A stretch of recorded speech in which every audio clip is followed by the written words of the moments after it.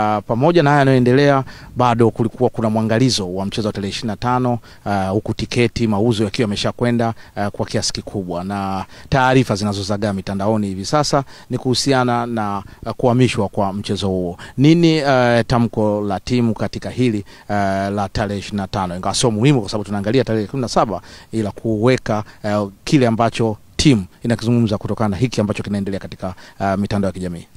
Tumeipata hiyo taarifa ya mapendekezo. Ni mapendekezo, ni lazima watu wakaelewa hivyo. Inapendekezwa mechi yetu iende ikachezwe katika uwanja wa Amani.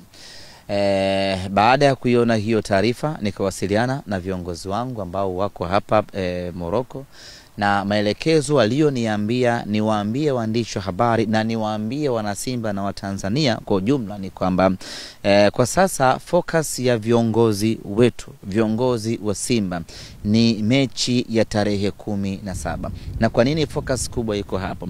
Kiuhalisia ni kwamba Berkane anafanya kila anachoweza ili kumaliza mchezo wa kwanza, kuimaliza finali yote kupitia mchezo wa kwanza. Na hivyo ndivyo amekuwa akifanya miaka zote.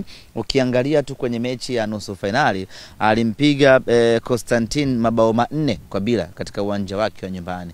Kwenda kwenye mechi ya marudiano, ngoma ikawa nzito, Constantine kafunga bao 1 lakini akaondoshwa kwenye mashindano. Kwa hiyo anatumia kila nguvu aliyokuwa nayo mechi hii ya kwanza atupige bao nyingi, ili mechi ya marudiano kwake iwe ni mechi ya matembezi na akabidhiwa ubingwa. Kitu ambacho Simba hatuko tayari kuona kinatokea. Tunataka mechi ya kwanza iwe na faida zaidi kwetu sisi, kwa maana ya kupata matokeo ambayo yatatupa sisi advantage kwenye mechi ya marudiano. Na ndio maana tuko viongozi wengi hapa Morocco, na wote akili yetu ni namna gani tarehe 17 tunapata matokeo mazuri. Kwa kuwa akili yetu tumeielekeza tarehe 17, taarifa rasmi kuhusiana na mechi ya tarehe 25 tutawajulisha wana Simba mara baada ya mechi ya tarehe 17. Kwa hiyo kwa sasa wana Simba waendelee na maandalizi ya mechi ya tarehe 17, na waendelee na maandalizi kwa maana ya kununua tiketi, kuuza tiketi kama ilivyokuwa kawaida kwa ajili ya kuelekea Benjamin Mkapa tarehe 25.